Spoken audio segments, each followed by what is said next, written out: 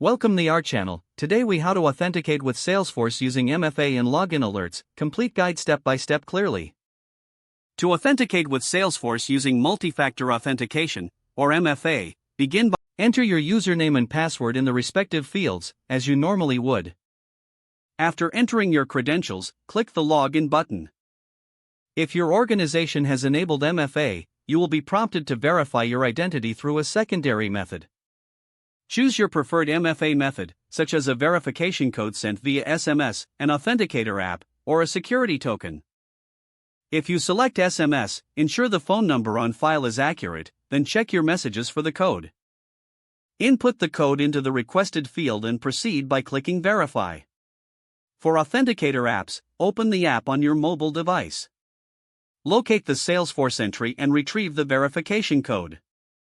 Enter the code into the designated field in Salesforce.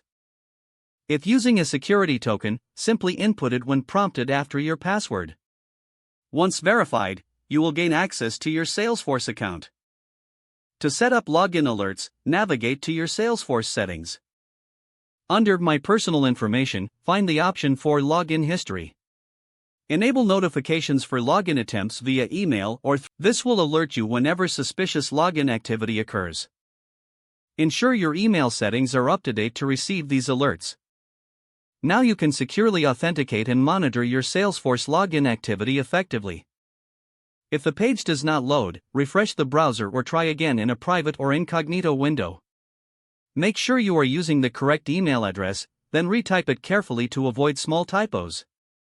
If your password is not accepted, use the reset option and create a new strong password you can remember. Check your spam folder for verification or security emails, then complete any requested confirmation steps. Enable two-factor authentication if available to improve account security and reduce unauthorized access risk. After signing in, review your profile details so your contact information and settings are accurate and current. If you see an error message, note it down and try again after restarting your device and internet connection. Log out when you finish, especially on shared devices, to keep your account and payment information secure.